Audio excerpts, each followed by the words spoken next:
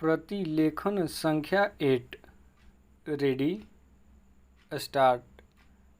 महोदय, दूसरे शब्दों में आर्थिक, व्यापारिक, निवेश और तकनीकी कारणों से द्वितीय महायुद्ध के बाद और शीत युद्ध के दौरान एशिया के देशों में पुनः धुंधलापन पैदा हुआ, लेकिन यह बात सही नहीं है कि एशिया की संस्कृति और सभ्यता को पश्चिम के प्रभाव और आधुनिकतम तरीकों ने नष्ट कर दिया।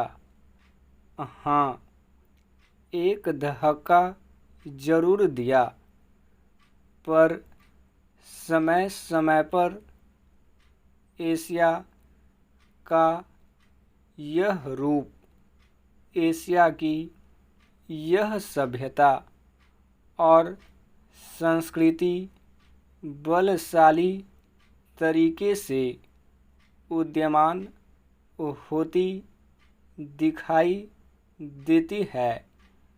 पंडित जवाहरलाल नेहरू ने 1945 में अपनी पुस्तक डिस्कवरी ऑफ इंडिया में एशिया की पहचान पर लिखा है कि 1000 वर्षों से जब यूरोप अपने अंधकार के युग में था, एशिया ने अपने मनुष्यों की प्रगतिशील आत्मा को प्रभावशाली ढंग से दर्शाया। उन्होंने यह विश्वास भी जताया कि एशिया की संस्कृति और सभ्यता यूरोप की संस्कृति और सभ्यता से अधिक प्राचीन है। आज के दिनों में भी चीन के नेता अपने यहाँ आध्यात्मिक क्रांति की बात करते दिखाई देते हैं और अपने आर्थिक विकास को भी प्रतिबिंबित करते हैं। मलेशिया के प्रधानमंत्री भी बड़े गर्व के साथ मलेशिया के रास्ते की बात करते हैं और आधुनिकता और पारंपरिक संस्कृति के मिश्रण से मलेशिया का विकास करना चाहते हैं।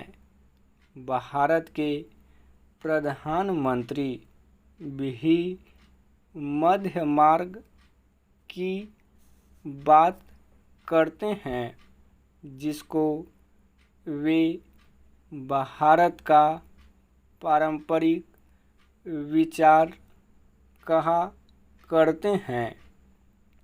वियतनाम के यशस्वी नेता भी साम्यवादी विचारधारा को पारंपरिक सहिष्णुता के अनुसार ढालना चाहते थे।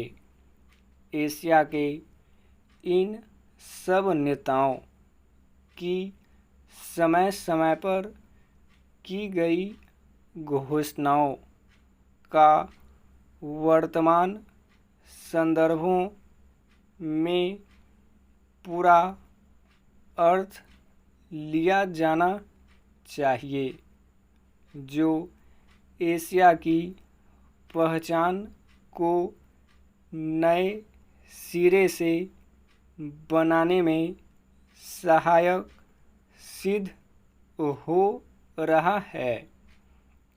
यहाँ यह भी बताना उचित होगा कि हाल के वर्षों में एशियाई देश विशेष रूप से पूर्वी एवं दक्षिणी पूर्वी एशिया के देश एशिया के सुदृढ़ देशों के रूप में उभरे हैं और इन देशों के आर्थिक विकास की दर विश्व के किसी भी अन्य देश के आर्थिक विकास की दर से अधिक है तथा जिनके आने वाली शताब्दी में विश्व आर्थिक व्यवस्था के निर्माताओं के रूप में उभरने की आशा है। आर्थिक सफलता की इन कहानियों का श्रेय मुख्य रूप से अनुशासित कार्य, किफ़ायत एवं बचत की ऊंची दरों जैसी एशियाई विशेषताओं को जाता है तथा इनसे देशों की जनता के जीवन स्तर में सुधार आया है और एशिया की पुनः खोज जैसा वातावरण बन रहा है। एशिया के देशों में अब आपसी भाईचारे की भावना उभर रही है और इससे ये देश परस्पर निर्भर हो रहे हैं तथा शीत युद्ध के प्रभाव से मुक्त होते जा रहे हैं। हमारी सरकार ने अपने एशियाई पड़ोसियों के साथ बेहतर संबंध बनाने में पहल करके इस बदलते रुख के प्रति सकारात्मक रवैया अपनाया है। इन सब प्रश्नों का जवाब आज उपलब्ध नहीं है, लेकिन स्नेह स्नेह इन प्रश्नों में ही इसके उत्तर मिलेंगे। एशिया अपने इन प्रश्नों के उत्तर में एक नए एशिया को जन्म देगा और अपनी एक नई पहचान बनाएगा। यूरोप और अमेरिका के आधुनिक औद्योगिक विकास में फर्क नज़र आता है। स्टॉप।